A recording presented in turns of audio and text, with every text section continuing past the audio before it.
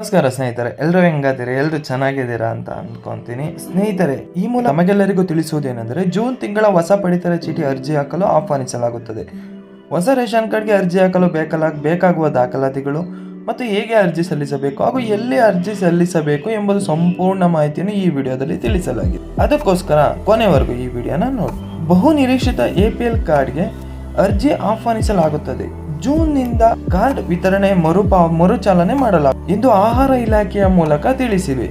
ಚುನಾವಣೆ ಮುಗಿದ ನಂತರ ಅರ್ಹ ಅರ್ಜಿ ಸಲ್ಲಿಸಿ ಕಾರ್ಡ್ ಪಡೆಯಬಹುದು. ಇದರ ಬಗ್ಗೆ ಸಂಪೂರ್ಣ ಮಾಹಿತಿ ಈ ವಿಡಿಯೋದಲ್ಲಿ. ಸ್ನೇಹಿತರೆ, ಕಳೆದ 1 ವರ್ಷದಿಂದ ಸ್ಥಗಿತವಾಗಿದ್ದ APL ಕಾರ್ಡ್ ವಿತರಣೆಗೆ ಮರುಚಾಲನೆ ನೀಡಲು ಆಹಾರ ಮತ್ತು ನಾಗರಿಕ ಸರಬರಾಜು ಇಲಾಖೆ ನಿರ್ಧರಿಸಿದೆ. ಇದೇ ಜೂನ್ ತಿಂಗಳ ಹೊಸ ಅರ್ಜಿಗಳು ಆಹ್ವಾನಿಸಲಾಗುತ್ತದೆ ಎಂದು ಇಲಾಖೆ ತಿಳಿಸಿದೆ. ಹೌದು ಸ್ನೇಹಿತರೆ, ಹೊಸ ರೇಷನ್ ಕಾರ್ಡ್ಗೆ ಆನ್ಲೈನ್ನಲ್ಲಿ ಅರ್ಜಿ ಸಲ್ಲಿಸುವುದು ಕಡ್ಡಾಯವಾಗಿದೆ. ಈ ವೆಬ್ ಪೋರ್ಟಲ್ ಅನ್ನು ಕಳೆದ ಒಂದೂವರೆ ವರ್ಷದಿಂದ ಸ್ಥಗಿತಗೊಳಿಸಲಾಗಿತ್ತು. ಲೋಕಸಭಾ ಚುನಾವಣೆ ಫಲಿತಾಂಶ ಪ್ರಕಟವಾದ ಜೂನ್ ಮೊದಲ ವಾರದಲ್ಲಿ ವೆಬ್ ಪೋರ್ಟಲ್ನಲ್ಲಿ ಅರ್ಜಿ ಸಲ್ಲಿಸಲು ಅವಕಾಶ ಮಾಡಿಕೊಡುವುದು ಎಂದು ನಾಗರಿಕ ಮತ್ತು ಆಹಾರ ಇಲಾಖೆ ಅಧಿಕಾರಿಯೊಬ್ಬರು ಮಾಹಿತಿ ನೀಡಿದ್ದಾರೆ. ಸ್ನೇಹಿತರೆ, ಕಳೆದ 1 ವರ್ಷದಿಂದ ಹೊಸ ಪಡಿತರ ಚೀಟಿಗಾಗಿ ಮತ್ತು ತಿದ್ದುಪಡಿಗಾಗಿ ಸಾಕಷ್ಟು ಜನ ಕಾಯುತ್ತಿದ್ದಾರೆ. ಆದರೆ ಯಾವುದಕ್ಕೂ ಅವಕಾಶ ಕಲ್ಪಿಸಲಾಗಿಲ್ಲ. ಆದುದರಿಂದ ಸರ್ಕಾರದಿಂದ ಈಗ ಹೊಸ ಅಪ್ಡೇಟ್ ಬಂದಿದೆ. ಹೊಸ ಪಡಿತರ ಚೀಟಿಗೆ ಯಾವ ದಿನಾಂಕದಂದು ಬಿಡುಗಡೆ ಮಾಡಲಾಗುತ್ತದೆ ಎಂದರೆ ಜೂನ್ ಫಸ್ಟ್ ವೀಕ್ನಲ್ಲೇ ಮೊದಲನೇ ವಾರದಲ್ಲಿ ಹೊಸ ಪಡಿತರ ಚೀಟಿಗೆ ಅರ್ಜಿ ಹಾಕಲು ಅವಕಾಶ ಮಾಡಿಕೊಡಲಾಗುತ್ತದೆ ಎಂದು ಸಚಿವ HK ಮುನಿಯಪ್ಪನವರು ತಿಳಿಸಿದ್ದಾರೆ. ಸ್ನೇಹಿತರೆ, ಹೊಸದಾಗಿ ರಚನೆಯಾದ ಕಾಂಗ್ರೆಸ್ ಸರ್ಕಾರವು ರೇಷನ್ ಕಾರ್ಡ್ ಫಲಾನುಭವಿಗಳಿಗೆ ಗೃಹಲಕ್ಷ್ಮಿ, ಗೃಹ ಜ್ಯೋತಿ ಇನ್ನು ಮುಂತಾದ ಯೋಜನೆಗಳನ್ನು ಜಾರಿಗೆ ತಂದಿದ್ದು, ಇವುಗಳ ಲಾಭ ಪಡೆಯಲು ಲಕ್ಷಾಂತರ ಜನ ಕಾಯುತ್ತಿದ್ದಾರೆ. ಆದರೆ ಯೋಜನೆಗೆ ಹೆಚ್ಚಿನ ಅರ್ಜಿಗಳು ಬಂದೇ ಬರುತ್ತಿವೆ ಎಂದು ಅರಿತ ಸರ್ಕಾರ ಈಗಲೂ ಆನ್ಲೈನ್ ಪೋರ್ಟಲ್ ಅನ್ನು ಬಿಡಲಿಲ್ಲ.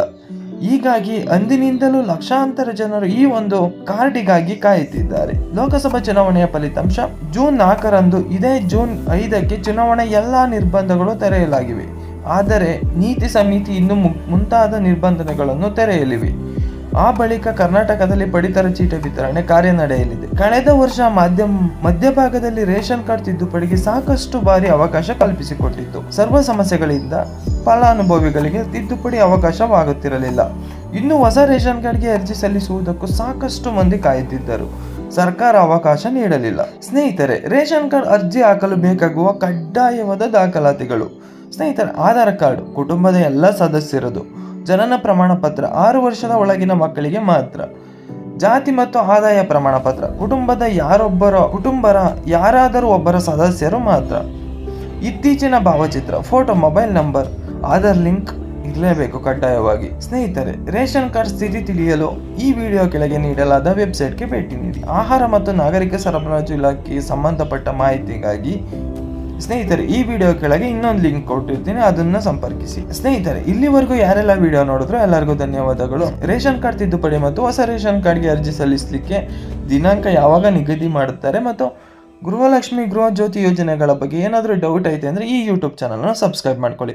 ಯಾಕಂದರೆ ಪ್ರತಿದಿನ ಈ ಯೂಟ್ಯೂಬ್ ಚಾನಲ್ ಸ್ಕೀಮ್ಗಳಿಗೆ ಸಂಬಂಧಪಟ್ಟ ಮತ್ತು ಗೌರ್ಮೆಂಟ್ ಮತ್ತು ಪ್ರೈವೇಟ್ ಜಾಬ್ಗಳಿಗೆ ಸಂಬಂಧಪಟ್ಟ ವಿಡಿಯೋ ಪ್ರತಿದಿನ ಬರ್ತಾನೆ ಇರುತ್ತೆ. ಅದಕ್ಕೋಸ್ಕರ ಧನ್ಯವಾದಗಳು ಸ್ನೇಹಿತರೆ.